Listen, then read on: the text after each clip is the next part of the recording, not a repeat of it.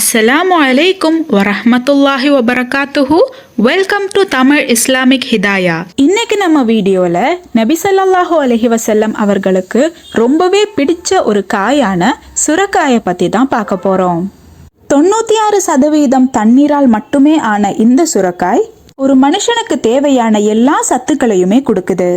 நிறைய மார்க்க அறிஞர்கள் சுரக்காய ஞாபக சக்தியை அதிகப்படுத்த உதவுறதா அவங்களோட கித்தாபுகள்ல பதிவு செஞ்சிருக்காங்க. அதே போல இந்த சுரக்காய் சூட்டை தணிக்கிறதோட உடல் எடையை குறைக்கவும் உதவி செய்யுது. இனி சுரக்காயை பத்தின சில ஹதீஸுகளை இப்ப நாம பார்க்கலாம். அனஸ் பின் மாலிக் ரலியல்லாஹு தஆலா அன்ஹு அவர்கள் பதிவு செய்த ஒரு ஹதீஸ், ஒரு தையல்காரர் நபி ஸல்லல்லாஹு அலைஹி வஸல்லம் அவர்களை விருந்துக்காக அழைத்தார்கள். அப்போது நானும் நபி ஸல்லல்லாஹு அலைஹி வஸல்லம் அவர்களோடு அந்த விருந்துக்கு சென்றேன். அங்கு அந்த நபர் நபி ஸல்லல்லாஹு அலைஹி வஸல்லம் அவர்களுக்கு ரொட்டி துண்டும் இறைச்சியால் ஆன கறியும் ரொட்டியையும் காய்ந்த கறியும் சுரக்காயும் கலந்த ஒரு குழம்பையும் கொடுத்தார்கள். நபி ஸல்லல்லாஹு அலைஹி வஸல்லம் அவர்கள் அந்த குழம்பிலிருந்து சுரக்காயை மட்டும் தேடி எடுத்து சாப்பிட்டதை நான் பார்த்தேன் என்று அனஸ் பின் மாலிக் ரலியல்லாஹு தஆலா அன்ஹு அவர்கள் பதிவு செய்திருக்கார்கள். இந்த ஹதீஸ் புகாரில பதிவு செய்யப்பட்டிருக்கு.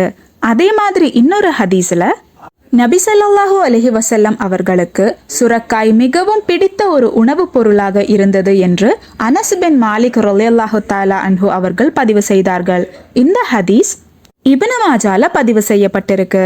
அதே போல ஹக்கீம் பின் ஜாபிர் ரலியல்லாஹு தஆலா அன்ஹு அவர்கள் பதிவு செய்த ஒரு ஹதீஸ், என்னுடைய தந்தை நபி ஸல்லல்லாஹு அலைஹி வஸல்லம் அவர்களின் வீட்டில் நுழைந்த போது அங்கு சில சுரக்காய்கள் வைக்கப்பட்டிருந்தது. எனது தந்தை இது எதற்காக என்று கேட்டபோது நபி ஸல்லல்லாஹு அலைஹி வஸல்லம் அவர்கள், இதுதான் சுரைக்காய், இது எங்கள் உணவில் நாங்கள் அதிகமாக சேர்த்து கொள்வோம் என்று கூறினார்கள். இந்த ஹதீஸ் இப்னு மாஜால பதிவு செய்யப்பட்டிருக்கு. இன்னும் இந்த மாதிரி எத்தனையோ ஹதீஸுகள் சுரக்காயை பத்தி மட்டுமே இருக்கு. நபி அவர்களுக்கு சுரக்காயை பிடிச்ச ஒரே காரணத்துக்காக அனஸ் பின் மாலிக் ரலியல்லாஹு தஆலா அன்ஹு அவர்களுக்கும் இந்த உணவை சுரக்காய் ரொம்பவே பிடிக்கிற ஒரு காயா இருந்தது.